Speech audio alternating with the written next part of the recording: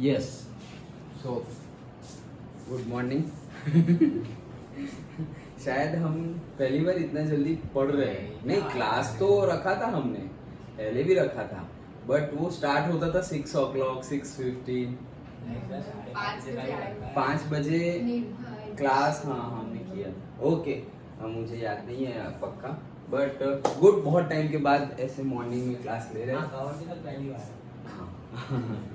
Okay चलो, सो हमारा topic है, लास्ट टॉपिक चैप्टर का है कोरोजन। ओके, कोरोजन जैसे ये तो हम बचपन से पढ़ते आ रहे हैं। ओके, हमने 10th में पढ़ा, उसके पहले भी हमें पता था ओके कोरोजन क्या है, और 10th में भी हम फर्स्ट चैप्टर में पढ़ते थे, फिर वापस थर्ड चैप्टर में भी पढ़ते थे। तो बेसिक आइडिया तो हमें है और वही है, लेकिन उसको थोड़ा और साइंस में पढ़ रहे हैं तो थोड़ा और डीपली पढ़ना पड़ेगा। ओके, अदरवाइज है वही चीज। ओके, जो भी मतलब इन शॉर्ट जो रस्टिंग होता है, मतलब जो भी हमारे जैसे तब भी मैंने बताया था कि कोरोजन मतलब जनरल पब्लिक को क्या लगेगा कि भाई जो रस्टिंग होता है इट इज कोरोजन। हाँ, बात तो सही है, लेकिन ऐसा नहीं है कि वो सिर्फ आयरन को ही लगता है। ओके, बहुत सारे मेटल्स को कोरोजन होता है। ओके, जैसे कि सिल्वर है, उसका भी कोरोजन हो तो हम उसको बोल देते हैं वो ज्यादा ब्लैकिश हो जाती है और उसकी जो शाइनिंग है वो चली जाती है सिल्वर की। ओके, जो हम ऑर्नामेंट्स पहनते हैं उसमें भी ऐसा होता है। क्यों? क्योंकि अभी देखो, अगर सिल्वर है और कवर्ड है, मतलब ऑक्सीजन और वाटर कांटेक्ट नहीं हो रहा है, कवर्ड है, जैसे कि मेरे पास शिव जी का एक स्टेचू है which is of silver. Okay, so शायद हाँ, मतलब 3.5 years बिफोर हम लाए थे। ओके, अभी भी जैसा लाए थे वैसा ही है, कुछ भी नहीं हुआ। क्यों? क्योंकि वो कवर्ड है, वो कवर्ड है, मतलब ना वहां पर पानी जाएगा, ना वहां पर ऑक्सीजन कांटेक्ट में है, ऑक्सीडाइजेशन भी नहीं होगा। और at the same time oxidisation कब होता है? जब साथ में वाटर वेपर भी उसको मिले। ओके, तो नहीं कुछ होगा। लेकिन अगेन ज्वेलरी, अगर वो तो 3.5 year बिफोर, और उसके बाद हमने ज्वेलरी ली, और वही टाइम पे हमने ज्वेलरी ली थी, मतलब ये शादी की गिफ्ट थी वो। ओके, सो मैं लाया था, और एट द सेम टाइम शादी के टाइम पे हम वो ज्वेलरी भी लाते हैं, तो उसमें पायल और वो सब होता है सिल्वर का, तो वो तो 6 month में ही उसकी शाइनिंग चली जाती है। ओके, सो वो क्यों? कोरोजन हो रहा है इसलिए। जैसे कि तुम प्योर कॉपर लो, ओके, प्योर कॉपर लो, तो प्योर कॉपर है, ब्रास है, उसके ऊपर क्या होता है? ग्रीन कलर का लेयर आ जाता है। क्या हो जाता है? ग्रीन कलर का लेयर आ जाता है।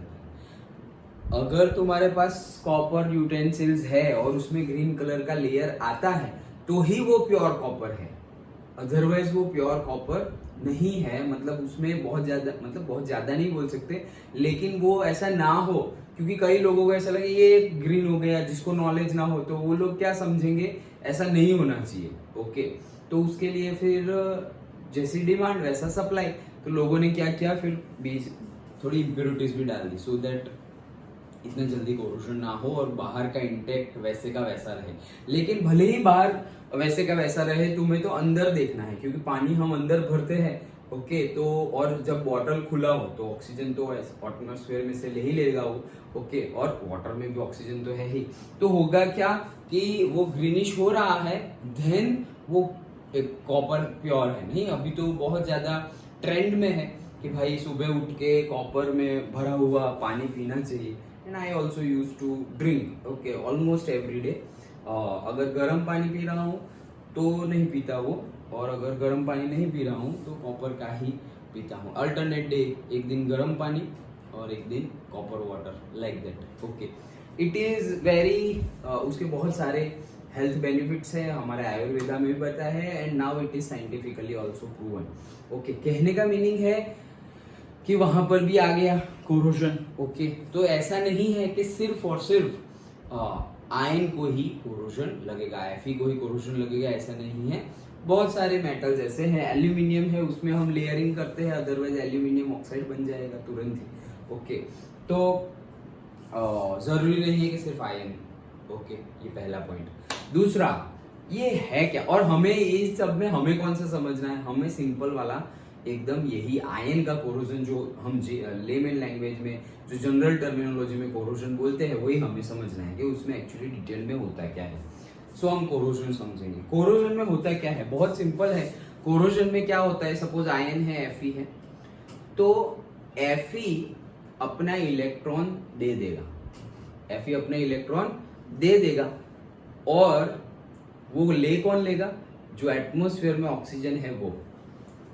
Fe अपना इलेक्ट्रॉन दे देगा और एटमॉस्फेयर में जो ऑक्सीजन है वो इलेक्ट्रॉन ले लेगा, और वो Fe का ऑक्सीडाइजेशन हो गया, मतलब आयन का क्या हो गया, ऑक्सीडाइजेशन। एक प्लस और एक माइनस, तभी तो जुड़ेंगे। Fe+2 O-2 जुड़ गए। ओके, ये जो जुड़ गए हैं वही कहलाता है कोरोजन। मतलब वही कहलाता है, कोरोजन नहीं, ये कोरोजन इज अ प्रोसेस, यही कहलाता है रस्ट। जो रस्ट बना यही रस्ट है। मतलब से Fe2O3 into H2O, ये पूरी जो क्वांटिटी है उसको बोला जाता है रस्ट। ये H2O कहाँ से है, H2O तो है ही, वाटर वेपर तो एटमॉस्फेयर में है ही। ओके, और ना हो तो बारिश गिरा, अभी जैसे बारिश गिरा, ओके, तो बाहर जितना भी आइटम है आयन का, तो उस पर रस्टिंग लगने के चांसेस है। इसीलिए तो हमारी विंडो की ग्रिल हो एंड ऑल जो आयन की होती है, तो हम उस पर बहुत अच्छे से ऑयल पेंट लगा देते हैं, सो दैट वो जो आयन है वो डायरेक्ट कांटेक्ट में ना आ जाए। और अगर जैसे कि हमारे गेट्स होते हैं, बड़े बड़े गेट्स, तुम यहाँ पर भी देख सकते हो, तो गेट्स होते हैं, उसमें अगर वो कलर निकल गया है, गेट का कलर निकल गया है, और तुमने उसको वापस कलर किया नहीं है, तो क्या होगा, फिर आयरन डायरेक्ट कांटेक्ट में आ जाएगा। वो बारिश ना गिरे तो भी एटमॉस्फेयर में उतना तो वाटर वेपर होता ही है, जिसकी वजह से उसका रस्टिंग हो जाए और उसका कोरोजन हो जाए। डन, ओके, समझ में आ गया। तो व्हाट इज रस्टिंग, आयन अपना इलेक्ट्रॉन दे देगा, ऑक्सीजन वो इलेक्ट्रॉन ले लेगा, एक कंपाउंड बना Fe2O3। यही कंपाउंड वाटर के साथ जब मिल जाता है, मतलब वाटर वेपर जो एटमॉस्फेयर में है उसके साथ ही मिला हुआ है यही कंपाउंड, उसी को बोलते हैं रस्ट।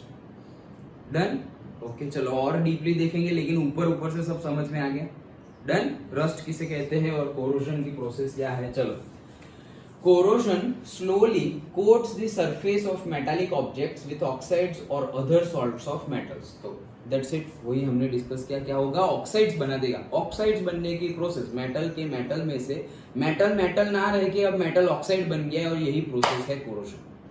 मेटल ना रह के मेटल ऑक्साइड बन गया, और इसी को बोलते हैं corrosion. Okay, the rusting of iron, tarnishing of silver, tarnishing का मीनिंग है उसके शाइनिंग चले जाना। Okay, tarnishing of silver, development of green coating on copper and bronze are some of the examples of corrosion, so that we have discussed. Yes, then it causes enormous damage to the. देखो क्या भाई, corrosion क्यों पढ़ रहे हैं हम, क्यों इतने इंपॉर्टेंट है, तो भाई बहुत डैमेज करता है, हमारी इकोनॉमी डाउन जा रही है।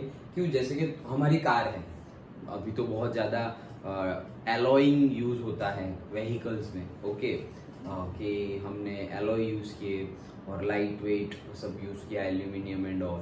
बट जो मेन आइटम है उसको तो ऐसा नहीं कि तुम हल्का फुल्का बना लो, जैसे इंजन है, ओके, बीच में जो क्रैंक होता है, सिलेंडर होता है, तो वो तो आयरन का रखना ही पड़ेगा, क्योंकि उसको तो हैवी होना है, वहां पे सपोज इंजन में तो कंबशन होगा।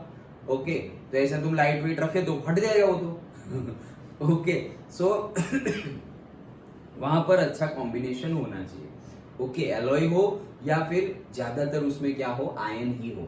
अच्छा, सो क्या है, बहुत ज्यादा हमें लॉस हो रहा है, तो एक मार्क में ये भी पूछ सकते हैं, it causes enormous damage to the buildings. Buildings देखो कि बिल्डिंग में बहुत ज्यादा आयन यूज होता है, जैसे कहाँ हम सोचेंगे बिल्डिंग्स में कहाँ है सर आयन, लेकिन पर्टिकुलरली ये जो बीम आ रहा है ना, बीम, तो ये सीमेंट कंक्रीट के बीम और कॉलम है। आज की डेट में वही जो कॉलम और बीम है वो आयन के है, और सीमेंट कंक्रीट के हो तो भी उसके अंदर है क्या, आयन बार्स ही तो है, आयन रॉड ही तो है। डिफरेंट डिफरेंट रॉड होते हैं, 8 mm, 10 mm, 12 mm, बड़े बड़े लंबे लंबे सलिए नहीं होते रॉड। हमारा स्लैब भरते हैं, रूफ सीलिंग घर का, तो क्या करते हैं, वही ना, एक दूसरे को ऐसे ऐसे चेन स्ट्रक्चर जैसे बना देते हैं, ऐसे ऐसे चेन स्ट्रक्चर जैसे बना देंगे। ओके, और फिर इसके अंदर सीमेंट कंक्रीट डालेंगे। डन, तो ये स्ट्रक्चर किसका बना है, ये क्या है, आयन है, आयन रॉड्स है, आयन बार्स है। डन, तो भले ही सीमेंट कंक्रीट का हो, वो होता है आयन, और अगर सीमेंट कंक्रीट यूज ना करे तो भी फुल्ली आयन होता है। कैसे? सी चैनल होती है, तुमने शायद देखा होगा कि ऐसे एक सी चैनल है। ओके, सी चैनल मतलब सी शेप होता है, सी कुछ नहीं है, सी शेप है। तो पूरा ये जो स्ट्रक्चर है वो ऐसे ही, पूरा स्ट्रक्चर ऐसे ही बनाया जाता है। तो ये बीम ऐसे बना दिया, ऐसे ऐसे ये बीम बना दिया।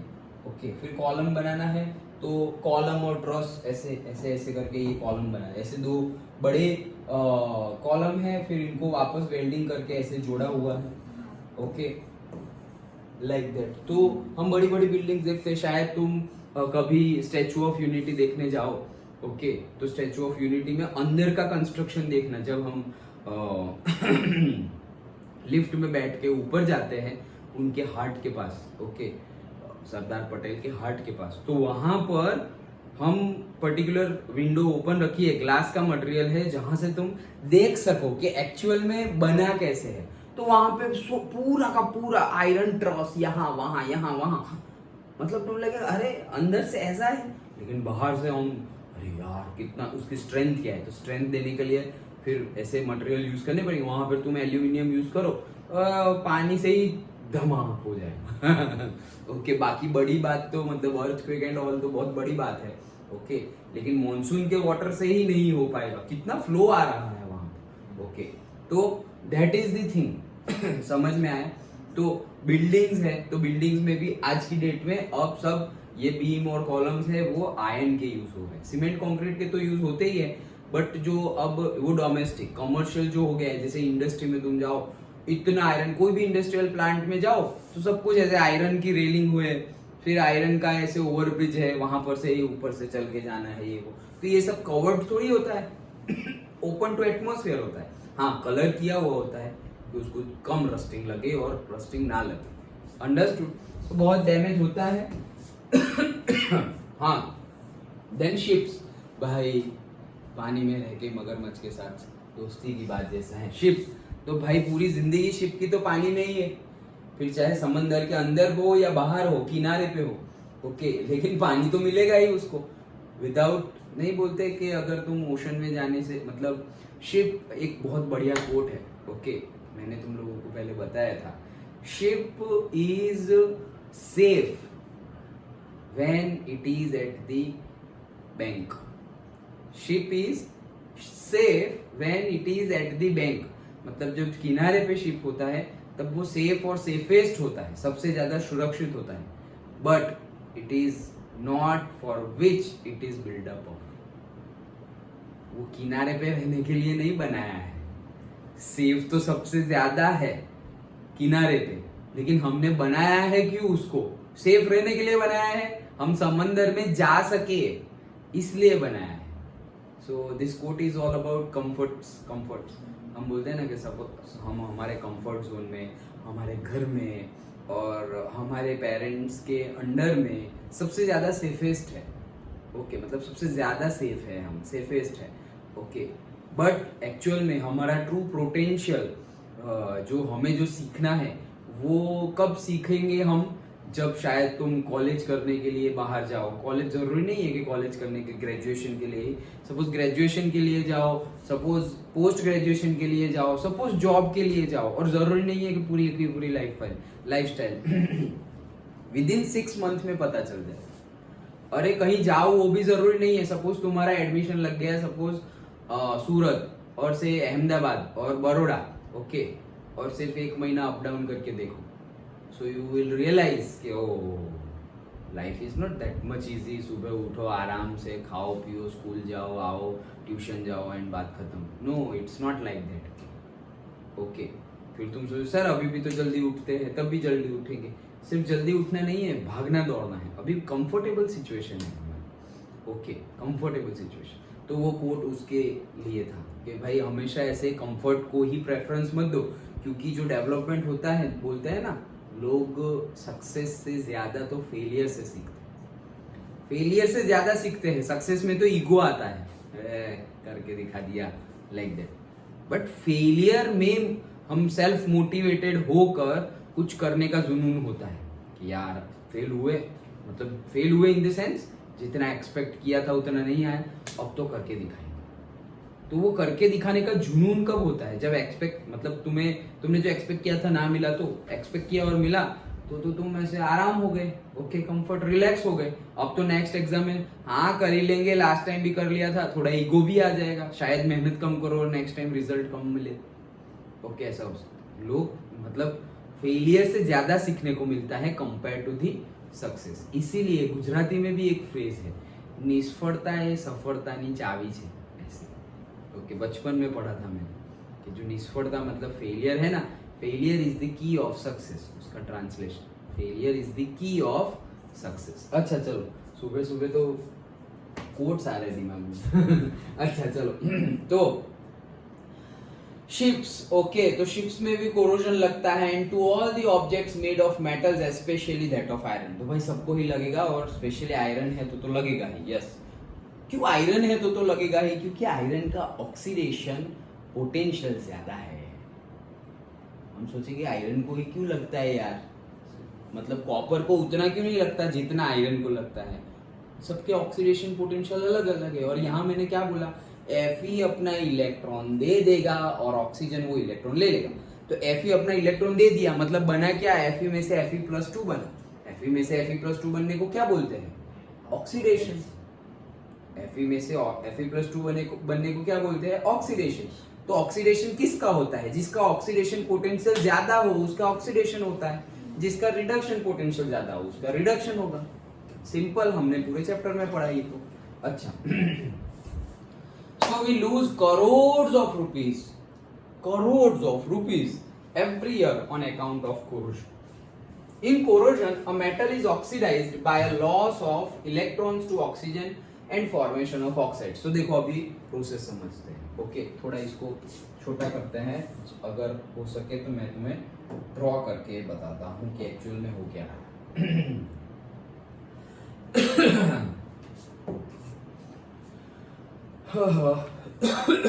हाँ, तो क्या बोल रहे हैं कि in corrosion metal is oxidised by the loss of electron to oxygen and formation of oxide. Done. Figure हमें एक गिवन है यहाँ पर, ये हमारा आयरन है, Fe2O3 बन गया है, H2 एंड ऑल। तो भी मैं सपोज यहाँ पे एक फिगर बना रहा हूँ, जैसे कि ये हमारा कोई स्लैब है, आयन का स्लैब, पूरा का पूरा आयन का है, ओके। अब सपोज ये मेरा आयन के स्लैब में कोई एक पॉइंट है, ओके, ये एक पॉइंट है, वो क्या है, से Fe, आयन का है तो Fe होगा, सो एक पॉइंट पर क्या है, Fe। डन। अब हमने क्या बोला कि this ion works as anode, anode की तरह काम करेगा, ओके। हम देखो पूरा चैप्टर ही सेल ही पढ़ रहे हैं, तो एनोड क्या थोड़ी यहाँ पर भी है। सो एनोड की तरह काम करेगा। एनोड पे क्या होगा, ऑक्सीडेशन, तो Fe का ऑक्सीडेशन हो जाएगा और उसमें से बन जाएगा क्या, Fe+2 इलेक्ट्रॉन्स। डन। और हमने क्या बोला कि ये 2 इलेक्ट्रॉन कौन ले लेगा, ऑक्सीजन ले लेगा। हमने वही बोला ना कि 2 इलेक्ट्रॉन कौन ले लेगा, ऑक्सीजन ले लेगा। लेकिन एक्चुअल प्रोसेस क्या हो रहा है वो बता रहा हूँ, एक्चुअल प्रोसेस, ओके। समझो, ये यहाँ पर है, अब ये 2 इलेक्ट्रॉन है ना, ये 2 इलेक्ट्रॉन यहाँ से घूमते घूमते घूमते घूमते घूमते कोई एक पॉइंट पर आ गए, ये पॉइंट पर ऑलरेडी वाटर तो होगा ही, पूरे मॉइस्चर है, वाटर वेपर है तभी लगेगा। हमने बोला ना वाटर वेपर होनी चाहिए तभी रस्टिंग लगेगा। जैसे मैंने तुम्हें एग्जांपल बताया शिव जी के स्टैचू का, ओके, सिल्वर कोटेड, लेकिन पैक्ड है, एयर नहीं जा रही है अंदर, वाटर वेपर नहीं जा रही है अंदर, तो उनको रस्टिंग कोरोजन होगा नहीं। Done, okay.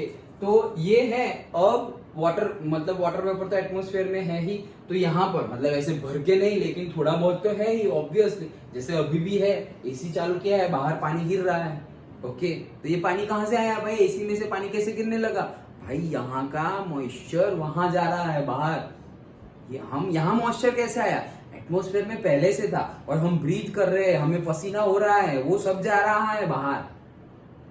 Done, okay. वैसे दिखता नहीं है लेकिन है, तो ऑक्सीजन भी कहाँ दिखता है, लेकिन हम ब्रीथ कर रहे हैं ना ओके, तो यहाँ पर हमारा वाटर होगा, तो सिर्फ शो करने के लिए मैं तुम्हें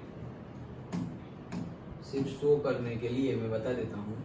सपोज यहाँ पर क्या है, वाटर, क्या है, वाटर H2, डन। ओके, अब होगा क्या कि वाटर के अंदर ये एसिडिक वाटर होगा।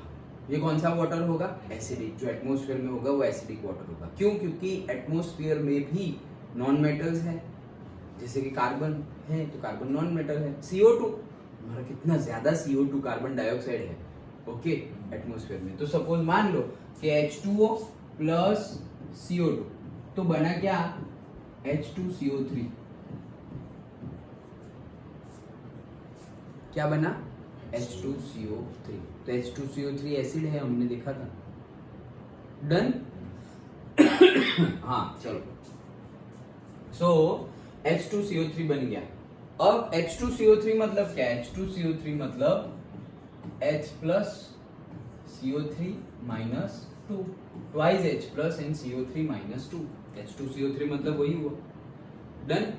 ओके, अब हो क्या रहा है, ये जो पॉइंट पे पहुंच गया है 2 इलेक्ट्रॉन, वहां पे ऑक्सीजन वो 2 इलेक्ट्रॉन लेने वाला है, लेकिन ऑक्सीजन हमेशा इलेक्ट्रॉन लेगा जहां पर हाइड्रोजन हो उसकी प्रेजेंस में। और हाइड्रोजन कहां से मिलेगा, पानी में से। एटमॉस्फेयर में उतना हाइड्रोजन नहीं, पानी में से, ओके। तो इसीलिए कंपलसरी क्या है, पानी होना चाहिए। ये हम सोचेंगे सर 2 इलेक्ट्रॉन तो ऑक्सीजन लेने वाले थे, ये सब क्या दिखा रहे हो, ओके। बट जब H प्लस होगा वहां पर, तभी ऑक्सीजन 2 इलेक्ट्रॉन लेगा, अदरवाइज लेगा नहीं। तो यहाँ हमारा ऑक्सीजन है, तो ऑक्सीजन क्या हुआ कि हाफ O2 लिख देते हैं, हाफ O2, और इसने ये 2 इलेक्ट्रॉन ले लिए, प्लस 2 इलेक्ट्रॉन, डन। तो 2 इलेक्ट्रॉन ले लिए, तो वो क्या बन गया, O माइनस 2। 2 इलेक्ट्रॉन ले लिए तो वो क्या बन जाएगा, हाफ O2 मतलब एक O है, एक O है, उसमें 2 इलेक्ट्रॉन दे देंगे, तो भाई उसके कितने हो जाएंगे, -2 इलेक्ट्रॉन थे, इलेक्ट्रॉन दिए, 1 इलेक्ट्रॉन दोगे तो -1, 2 इलेक्ट्रॉन दिए तो -2, O -2 हो गया। समझ में आया? अब ये जो O -2 है, ऑलरेडी जो वाटर वेपर प्रेजेंट थी सरफेस के ऊपर, आयरन के मेटल के सरफेस के ऊपर जो वाटर वेपर प्रेजेंट थी, उसमें 2H प्लस था। देखो कितना डिटेल्ड हम समझ रहे हैं, ऐसे ही तुम्हें याद रह जाएगा, ओके। तो मतलब तुम वो पढ़ो ना और ये समझो, अच्छे से समझ लो तो भी याद रह जाएगा। तो ये जो O -2 है और ये H है, ये दोनों मिल लेंगे, ये दोनों मिल लिए, और ये दोनों मिल लिए, और क्या बन गया, पानी, H2, डन। अभी वो क्वांटिटी जैसी भी हो, यहां पर से 2H और यहां पर से 1 हो, तो बन गया ना H2O, अंडरस्टूड, ओके। सो H2O बन गया। सर हमने सोचा कि यार ये H2O बन गया, H2O था, एसिडिक वाटर था, और वापस पानी बना, कोरोजन कहाँ है यहाँ पर? ओके, यहाँ पर कोरोजन कहाँ है, H2O था, फिर से नया H2O बना, ओके। तो नया H2O बना तो है क्या, लेकिन कोरोजन कहाँ है? कोरोजन हमेशा लगता है एंड स्टार्ट होता है एनोड से। कहां से? एनोड से। तो ये, तो हम सोचेंगे ये रहा एनोड, तो देखो ये Fe क्या था, सॉलिड, और ये Fe क्या है, एक्वियस है। क्यों? क्योंकि ये पानी वहां पर है, इसलिए ये पानी वहां पर है, इसलिए वो क्या है, एक्वियस, ओके। तो अब ये सॉलिड था, Fe+2 एक्वियस हो गया, और ये Fe का और ऑक्सीडेशन होगा, ये Fe का क्या होगा, फिर से और ज्यादा ऑक्सीडेशन होगा, और उसमें से बन जाएगा क्या, Fe2O3। ये क्या है भाई, ये ऑक्सीडेशन है, ये क्या है, ये भी ऑक्सीडेशन है, फर्दर ऑक्सीडेशन। यहां पर ऑक्सीडेशन नंबर कितना है, 0 ऑक्सीडेशन नंबर, यहां पर कितना है, +2, नंबर बढ़ा तो ऑक्सीडेशन, अच्छा ठीक है। यहां पर कितना है, तो देखो O3, एक O का कितना होता है, -2, एक O का -2, तो 3 है, तो कितने हुए गए, -6, इसके -6, तो इसके कितने हो गए, +6, 2 Fe के +6 है, तो एक Fe का कितना हो गया, 3, +3, तो यहाँ पर हो गए +3, अगेन +2 से +3 ऑक्सीडेशन हो गया। समझ में आया? तो ये Fe2O3 एंड ये बना हुआ पानी जब इकट्ठा हो जाता है तो Fe2O3 इंटू X जितना बने उतना XH2O, यही होता है रस्ट। अंडरस्टूड? ये होता है रस्ट। ये हो गई रस्टिंग की process, corrosion process completed. Understood? Okay, फिर से समझते हैं क्या हुआ। ये कैथोड है जहां पे ऑक्सीजन, यहाँ ये क्या हो रहा है ऑक्सीडेशन, और ये क्या हो रहा है रिडक्शन। ऑक्सीजन का क्या हो रहा है रिडक्शन, ऑक्सीजन का रिडक्शन एज वेल एज तुम बोल सकते हो H2CO3 का रिडक्शन। डन, क्योंकि H2CO3 होगा तो ही यहाँ पे वो हमने बोला ना H+ होगा तो ही ऑक्सीजन इलेक्ट्रॉन लेगा, वरना लेगा नहीं। क्यों? क्योंकि लेके करेगा क्या भाई, O-2 बन के क्या करेगा, वो O-2 बन के क्या करेगा, तो उसको तो फिर O-2 है तो उसको H+ चाहिए, H+ होगा तो ही वो लेगा, नहीं तो लेगा नहीं, वो भी छाना है। अंडरस्टूड? ओके, समझ में आया? फिर से तो ये क्या बन गया हमारा कैथोड, दिस इज एनोड, ये हमारा क्या है एनोड, ये हमारा क्या है कैथोड। डन?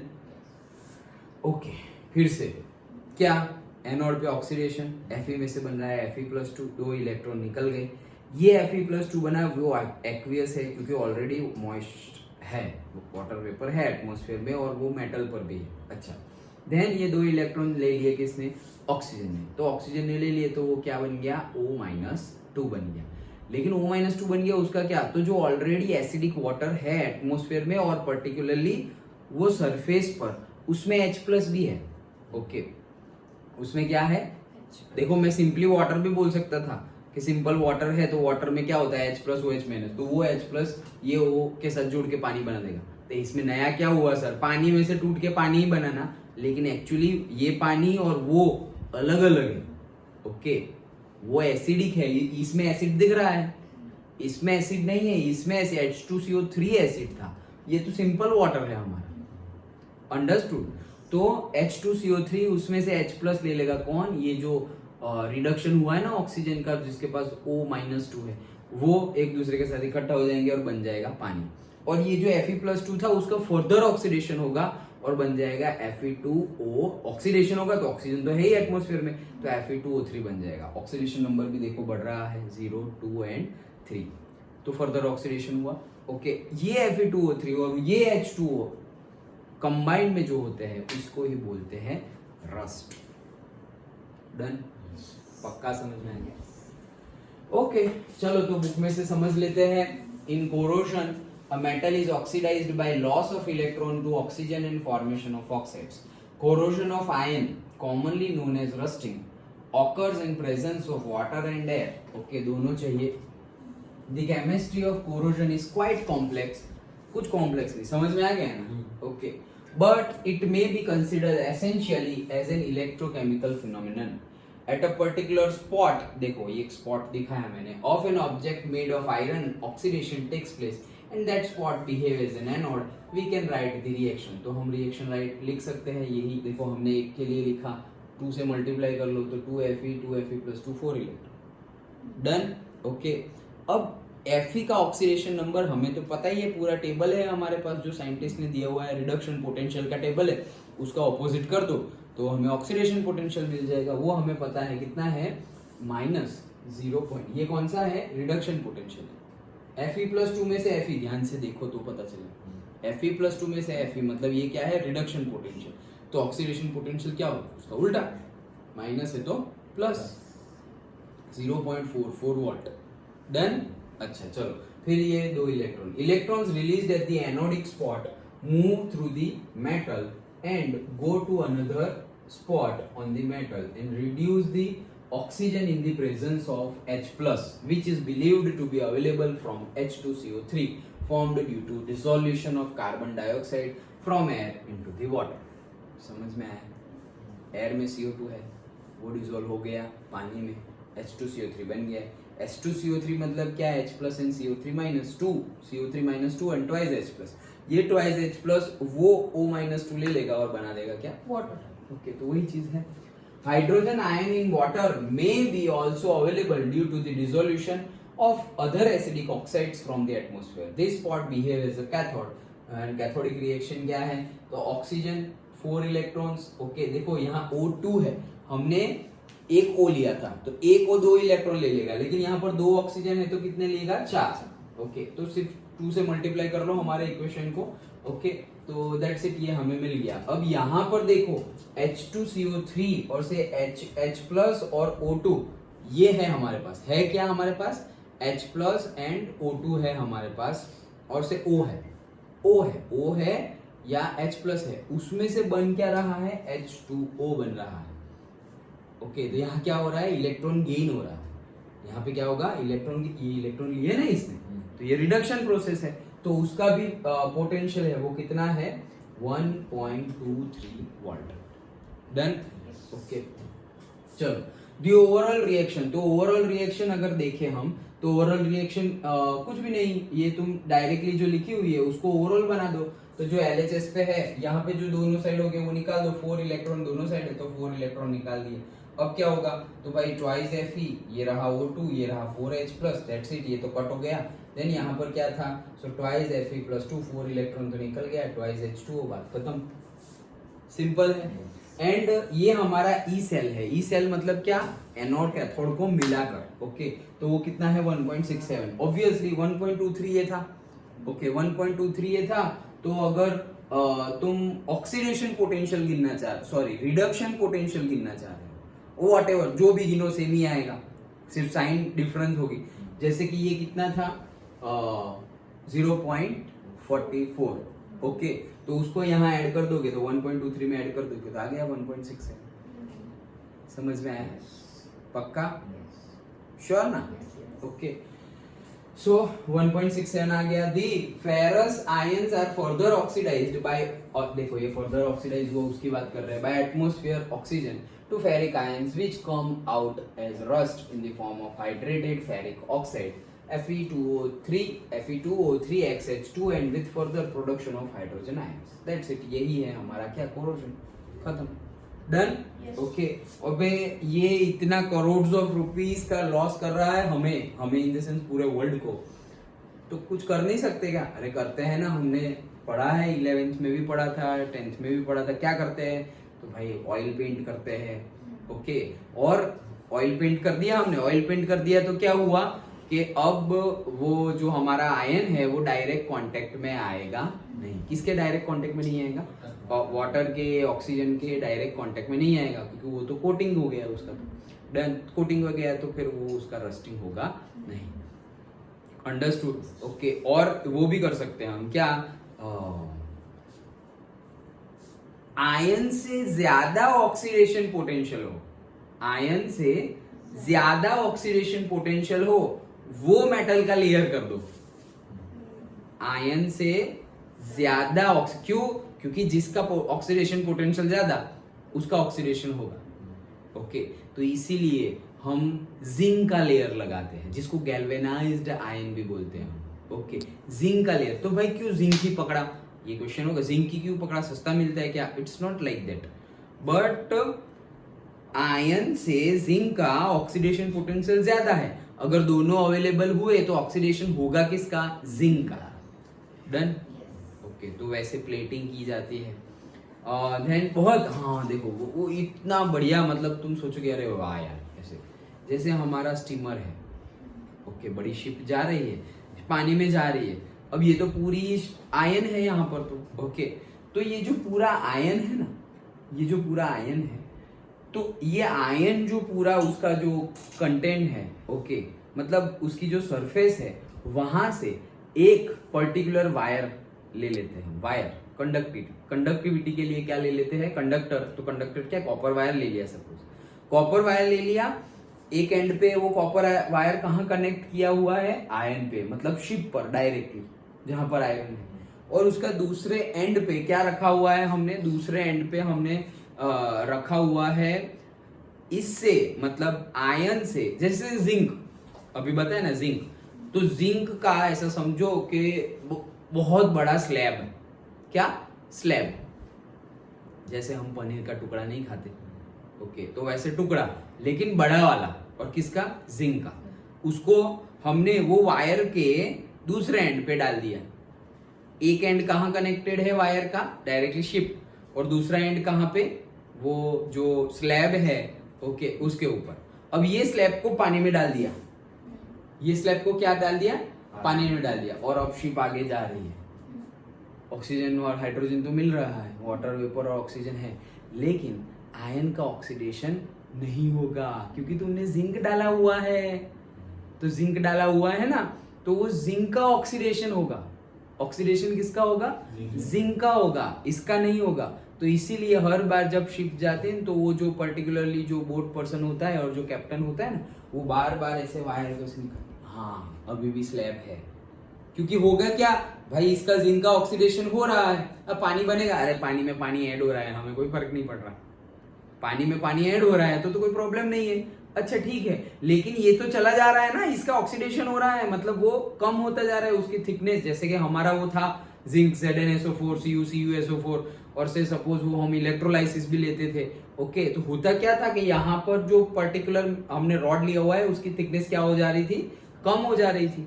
डन। तो वैसे ही यहाँ पे कोरोजन हो रहा है तो उसकी थिकनेस क्या हो रही है, कम हो रही है। अरे भले ही कम हो रही है, हमारा शिप तो बच रहा है ना, अंडरस्टूड। तो इसे बोलते हैं बलिदान एनोड, मतलब sacrificing anode. Okay, sacrificing anode.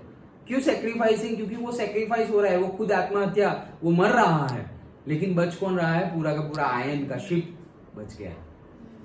समझ में आया? तो ये टेक्नोलॉजी हम यूज करते हैं, बढ़िया है ना। ओके देखो, सो prevention of corrosion is of prime importance. It not only saves the money but also helps in preventing accidents such as bridge collapse. तो भाई ब्रिज कोलैप्स हो जाए कब, जब भाई ऐसे बहुत ज्यादा कोरोजन हो तो थिकनेस कम हो गई तो कोलैप्स हो जाएंगे। ओके, और failure of a key component due to the corrosion. One of the simplest method to preventing the corrosion is to prevent the surface of metallic objects to come in contact with the atmosphere. This can be done by covering the surface with the paint or by some chemicals. Okay, जैसे कि bisphenol. Another simple method is to cover the surface by other metals, say tin, zinc, etc. Done? Okay. That are inert or react to save the object. Okay. वही खुद react कर जाएंगे to save the object. An electrochemical method is to provide the, ये रखा देखो, an electrochemical method is to provide a sacrificial electrode of another metal like magnesium, zinc etc. तो magnesium का या zinc का पूरा slab वो क्या है, sacrificing anode, okay, which corrodes itself but saves the object. तो वैसा जो शिप जाती है ओके, वहां पे ये सैक्रिफाइसिंग, तो सैक्रिफाइसिंग इलेक्ट्रोड बोले या सैक्रिफाइसिंग एनोड बोले या सैक्रिफिशियल इलेक्ट्रोड बोले, वही दोनों सेम ही बात है। ओके, वो इलेक्ट्रोड कौन सा होगा, एनोड होगा। क्यों उसको सैक्रिफिशियल और सैक्रिफाइसिंग बोला, क्योंकि उसका खुद का ऑक्सीडेशन होगा, किसका, मैग्नीशियम का और जिंक का। क्यों उसका ही होगा, क्योंकि मैग्नीशियम और जिंक का ऑक्सीडेशन पोटेंशियल आयन के ऑक्सीडेशन पोटेंशियल से ज्यादा है, जिसका ऑक्सीडेशन पोटेंशियल ज्यादा उसका होगा। तो इन लोगों का हुआ, इसलिए वो मैग्नीशियम का या जिंक का स्लैब होता है ना, तो बार बार कैप्टन ऐसे देखता है, हाँ अभी भी है, अभी भी, और नहीं होगा, रस्ट हो गया है तो क्या निकालेंगे, वो जितना भी थोड़ा भी बाकी हो हटाओ, नया स्लैब यहाँ पर ज्वाइन करो। नहीं तो सोचो कि टाइटेनिक इतने सालों हो गए, ओके इतने साल हो गए, तो अब अभी भी हम मतलब साइंटिस्ट नीचे जाते हैं डिफरेंट एनालिसिस करने। अभी तक तो बहुत एनालिसिस हो गए, कैसे डूबा ये वो सब कुछ परसेप्शन निकाल लिया है, कंक्लूजन निकाल लिया है कि ऐसा ऐसा हुआ होगा, यहाँ ऐसा ऐसा ये पूरा मूवी बन गया एंड ऑल, वो सब तो हो गया। बट बहुत ज्यादा एनालिसिस आज की डेट में भी होता है, कैसे नीचे जा रहे हैं, देख रहे हैं सब कुछ, अरे इतने ज्यादा फ्लोर्स थे उसमें, क्यों, क्योंकि नीचे जाके देख के आए ना, और जो मतलब नहीं जा पाए थे या सिर्फ देखा था ओके वैसे भी पता है। लेकिन आज की डेट अभी जो ये एनालिसिस कर रहे हैं, ज्यादा टाइम तक एनालिसिस नहीं कर पाएंगे। क्यों, क्योंकि नीचे जो वेव करंट है, कौन सा वेव, ये जो ओशन वेव करंट है वो बहुत ज्यादा है। तो उसकी वजह से बहुत ज्यादा कोरोजन हो गया है, मतलब अराउंड ओनली 20% जैसा ही शिप बचा है, 20% जैसा, बाकी सब कुछ क्या हो गया, कोरोड हो गया है। ओके, तो फ्यूचर में वो देखने को मिलेगा नहीं, भले ही नीचे है, अभी तो वैसे ही देखने को नहीं मिलेगा, लेकिन अभी तो नीचे है, लेकिन उसके बाद तो नीचे भी देखने को मिलेगा नहीं। ये अर्थ सबको अपने अंदर समा लेती है। Okay, so with this our chapter is also complete. अच्छे से समझ में आ गया? ओके, तो ये प्रोसेस अच्छे से क्या समझ गए ना, एक पॉइंट है ऐसे ही याद रखो, तो ये सब रट्टा नहीं मारना पड़ेगा, कंसेप्ट से याद रखोगे तो एक पॉइंट है, Fe में से Fe+2 बना, ये 2 इलेक्ट्रॉन वो कहीं पे घूम के गए, जहां कहाँ जाएंगे, जहां ऑक्सीजन अच्छे से मिल जा रहा हो वहां जाएंगे, ऑक्सीजन ने ले लिए वो 2 इलेक्ट्रॉन और बन गया O-2, और वो किसकी प्रेजेंस में, वाटर, एसिडिक वाटर की प्रेजेंस। एसिडिक वाटर कैसे बना, जो नॉन मेटल्स है, non metals acidic in nature होते हैं, हमने पढ़ा था। ओके, सो जो नॉन मेटल्स है वो पानी में डिसॉल्व हो गए हैं, तो वो बन गया है H2CO3। H2CO3 में से क्या है, ट्वाइस H प्लस CO3-2, ये जो ट्वाइस H प्लस है, ये ट्वाइस H प्लस और वो O-2 इकट्ठा होके पानी बना देगा। ये पानी और ये Fe+2 का फर्दर ऑक्सीडेशन हुआ और बन गया Fe2O3। तो Fe2O3 इंटू XH2 मतलब जितने भी मोल्स हो, 1 मॉलिक्यूल, 2 मॉलिक्यूल, 3 मॉलिक्यूल, तो वो पर्टिकुलरली वो जो कॉम्बिनेशन है उसको ही क्या बोलते हैं, रस्ट। और ये पूरी प्रोसेस को क्या बोलते हैं, रस्टिंग और से कोरोजन। डन। और उसको प्रिवेंशन के लिए भी क्या क्या करना है वो हमने समझा। अंडरस्टूड? रिवीजन करते रहना, समझना, मैंने जैसे पहले भी बताया था, समझना एक बात है, सेल्फ प्रिपेयर्ड करना दूसरी बात है, और वो दो भी हो जाए तो लिखने की प्रैक्टिस करना थर्ड बात है। ओके, सिर्फ समझने से काम नहीं बनेगा, सिर्फ समझने से काम नहीं बनेगा, समझना है, उसके बाद सेल्फ स्टडी करके अच्छे से याद भी रखना है, नोट्स बनानी हो तो नोट्स भी बनाओ। ओके, एंड लास्ट है कि आ गया, लिखना भी आ गया तो लिखने की प्रैक्टिस करो। ऐसा ना हो कि हमें वो लिखने के लिए आधा घंटा लग रहा है जिसके लिए हमें 7 मिनट्स लगने चाहिए थे। ओके, तो लिखने की प्रैक्टिस करो, नहीं तो फिर वही चीज है कि हमें आता है लेकिन मार्क्स नहीं आए, फिर हम सोचेंगे कि यार, फिर ऐसे सोचेंगे तो हमें लगेगा पेरेंट्स को, हमको भी पता चल जाएगा यार आता सब कुछ है, टेस्ट में मार्क्स आते हैं, स्कूल में भी वो जो एग्जाम होती है बीच में वहां भी मार्क्स आते हैं, बोर्ड में क्यों नहीं आते, क्योंकि बोर्ड में 3 घंटे में पूरे साल का लिखना है। सारी सिचुएशंस तो अलग अलग है ही, लेकिन साथ साथ में पूरी एनसीईआरटी 3 घंटे में लिखनी है, और 3 घंटे भी बोलने के लिए है स्टिकर चिपकाओ, ये करो वो करो, बांधो ये वो, तो जाता है उसमें टाइम। ओके, तो कहने का मीनिंग क्या है, तुम्हें तो प्रैक्टिस रखनी है 2.5 आवर की ही, 2.5 और से 2 आवर 40 मिनट्स में तुम्हारा, 45 मिनट्स में तुम्हारा पेपर कंप्लीट हो जाना चाहिए। वैसी प्रैक्टिस करनी पड़ेगी। आता है डिफरेंट थिंग, और लिखना जैसे बताया ना अलग, तो और फिर हमें अरे सर फटाफट लिखेंगे हो जाएगा, नहीं, साथ साथ सबको संभाल के जाना है ना, साथ साथ में हमें हैंड राइटिंग देखना है, साथ साथ में हमें वो भी देखना है कि कंटेंट सही हो, फिर 5 मार्क का क्वेश्चन हो और हम ऐसे 2 पैराग्राफ लिख के आ गए छोटे छोटे 2-2 लाइन के, तो थोड़ी 5 मार्क देगा वो, कोई फिगर नहीं, कोई कुछ नहीं। ओके, सो कंटेंट भी फिर वैसा होना चाहिए। अंडरस्टूड? ये सब बेसिक बातें हैं, तुमने ऑलरेडी 10th की एग्जाम दी है, तुमने अब एक्सपीरियंस भी कर लिया है कि अगर हम ये सब छोटी छोटी बातें भी ध्यान ना रखें तो कितना लॉस होता है। डन? तो वो लॉस अब होना चाहिए नहीं, प्रैक्टिस करो। डन? तो with this our chapter is completed. Okay, so जो न्यूमेरिकल बाकी है वो थोड़े देख लेते हैं हम।